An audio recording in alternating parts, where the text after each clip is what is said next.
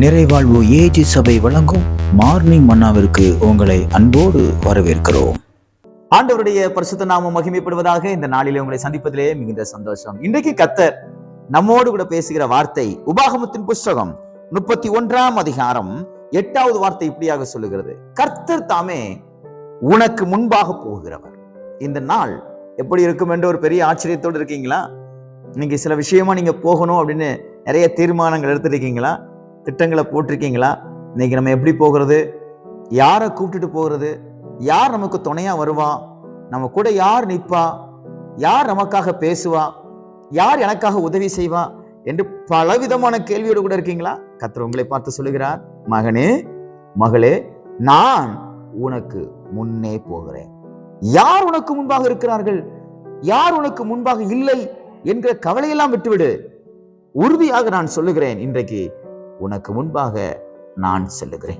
அது எப்பேற்பட்ட சூழ்நிலையாக இருக்கலாம், நீங்கள் மேற்கொள்ள முடியாத ஒரு சூழ்நிலையாக இருக்கலாம், உங்களாலே அதை எதிர்கொள்ளக்கூடிய நிலைமையில் கூட நீங்கள் இருக்கலாம். அது உங்கள் ஞானத்துக்கும் அப்பாற்பட்ட செயலாக இருக்கலாம். உங்கள் திறமைக்கும் உங்கள் பணத்திற்கும் உங்கள் ஆழ்பலத்திற்கும் அது ஒத்துப்போகாத ஒரு நிலையாக இருக்கலாம். கர்த்தர் உங்களுக்கு முன்னே போகிறபடினாலே, கர்த்தர் உங்களுக்கு முன்னே போகிறபடினாலே என்ன நடக்கும் தெரியுமா? கரடான பாதைகள் எல்லாம் செவ்வையாக மாறும். ஆமேன். சமமாக மாறும். பள்ளங்கள் எல்லாம் சமமாக மாறும். பாருங்கள், தாவீதுடைய வாழ்க்கையை பார்த்தீர்களா? தாவீதுக்கு முன்பாக ஒரு கோலியாத் நிற்கிறான். பயங்கரமான மாம்ச மலை, பயங்கரமாய் கூக்குரல் இடுகிறான். ஏய் தாவீது, நான் உன்னை ஒரே அடி அடிச்சு நான் சாகடிக்க போறேன்னு வீர முழக்கம் இடுகிறான். தாவீதோ சிறுவனாக இருக்கிறான், யுத்தத்தை அறியாத சிறுபிள்ளையாக இருக்கிறான்.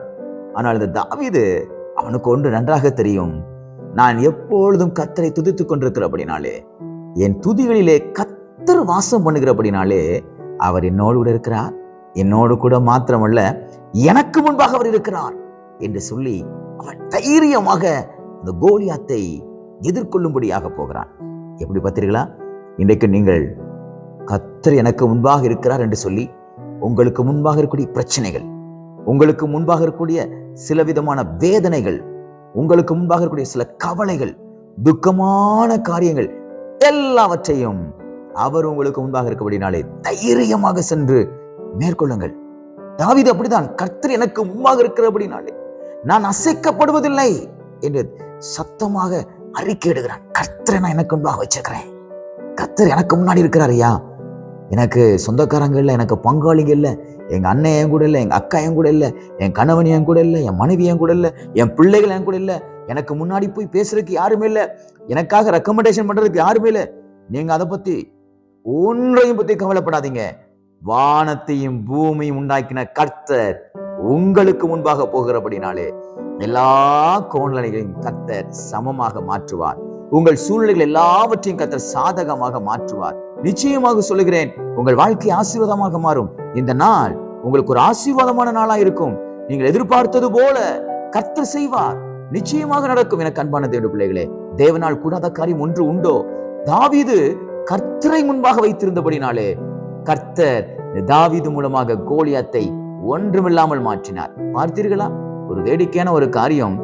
தாவீது கோலியாத்தோடு யுத்தம் பண்ணி இருந்தால், தாவீது கோலியாத் அடித்த உடனே அவன் மல்லார்ந்து விழுந்திருக்க வேண்டும். ஆனால் கோலியாத்து விழுந்தது எப்படி தெரியுமா? முகம் குப்புற விழுகிறான். காரணம் என்ன? தாவீதுக்கு முன்பாக இருந்த தேவன் கோலியாத்தை அடித்தார்.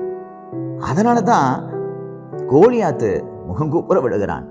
நீங்க ஒன்னும் யுத்தம் பண்ண வேண்டாம். இன்னைக்கு நீங்க போய் ரொம்ப சண்டை போட வேண்டாம், நீங்க போய் ரொம்ப வழக்காட வேண்டாம்.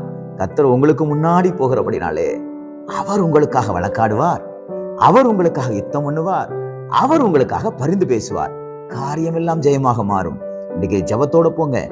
காலேஜ் போறீங்களா, ஸ்கூலுக்கு போறீங்களா, வேலைக்கு போறீங்களா, ஆண்டவர்கிட்ட ஜெபம் பண்ணுங்க. ஆண்டவரே, நான் இன்னைக்கு போறேன், எனக்கு முன்னாடி நீங்க போங்க. எனக்கு முன்னாடி நீங்க போகும்போது நான் எல்லாவற்றையும் மேற்கொள்வேன், எல்லாவற்றையும் நான் திருப்பிக் கொள்ளுவேன், எல்லாவற்றையும் நான் ஜெயமாக விழுங்கிக் கொள்வேன் என்று சொல்லுங்கள். நிச்சயமாக சொல்லுகிறேன், இந்த நாள் உங்களுக்கு ஒரு வெற்றி நாளாக இருப்பதாக, ஆசீர்வாதமான நாளாக இருப்பதாக. கர்த்தர் உங்களுக்கு முன்பாக போகிறதை நீங்கள் உணரப் போகிறீர்கள், அதை அனுபவிக்க போகிற நாளாக இருப்பதாக. God bless you.